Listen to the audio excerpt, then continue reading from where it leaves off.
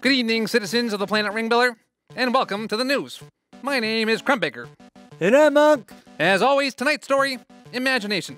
What is it? Where can it be found? And does it smell weird?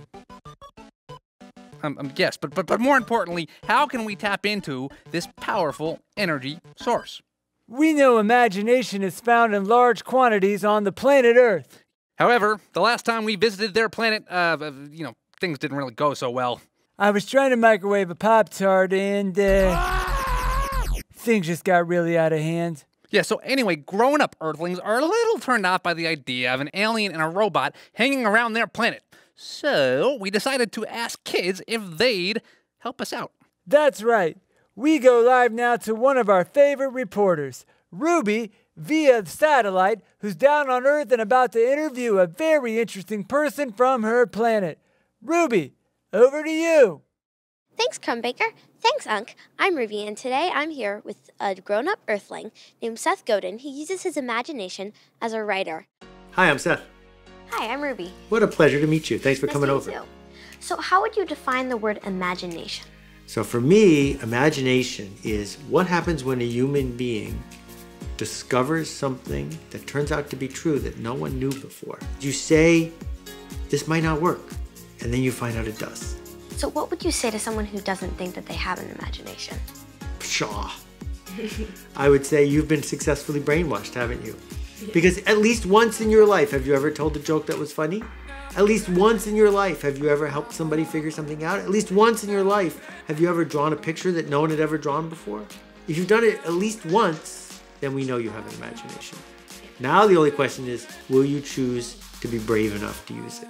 What would you say to someone who feels different? Well, you see, the thing is, everyone feels different. Everyone. The most popular kid in school doesn't feel like the most popular kid in school. And the kid who feels even more alone than that needs to be seen, deserves to be seen. So when you hear that voice in your head that says, why is the world like this? What you might be able to do is embrace it and say, you know what? Everyone's feeling this way. You know what? I have something to say. I have something to contribute. Why is kindness important? There are some people who will tell you that kindness isn't important, that winning is all that matters. And I think those people are wrong, because it turns out that if once you've already opened the door, holding it open another second and letting somebody else through doesn't cost you very much. And sharing an idea doesn't make the idea worth less. It makes the idea worth more. And so we get this chance, if we're going to keep playing this game forever and ever, not to try to win, not for more, but for better. How can we figure out how to engage with other people the way we want other people to engage with us? So it's up to each of us to say, nope, we're not engaging with people who are doing things that are unkind. We're not going to say that's a good thing, a funny thing. We're not going to cheer you on. We're going to walk over here and deal with these people instead. If you want my attention, if you want my friendship, you have to be a kind person. If we can establish that standard, it's much more likely to happen. What if someone doesn't feel creative? Does that ever happen to you? Sometimes. Every day to me. Every single day. That's the work. And it's the work of being creative when we don't feel like being creative. Of being kind when we don't feel like being kind. Showing up when we don't feel like showing up. That's the work. There's so many areas of our life where we can be kind and we can be helpful, where we don't because we're waiting for someone to tell us to do so. It's your turn. It's your turn to speak up. It's your turn to help someone who needs help. It's your turn to see someone who's not being seen. And you don't have to wait for someone else to tell you. Wow! Thank you, Seth and Ruby. Let me just take my turn to say that was very inspiring. Yes, indeed, Unc. And now we go to the weather.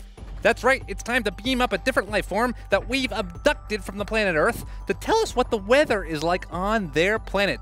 Tonight, oh, Unc, I can't wait to tell you about this one. We've managed to get something very rare and mysterious caught in our tractor beam indeed. I believe the humans call it mayonnaise. Whoa, exotic.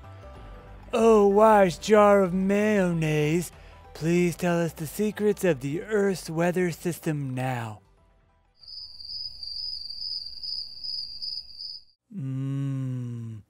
So wise and so zesty.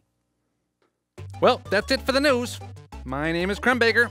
And I'm Unc, telling you to be kind And stay different.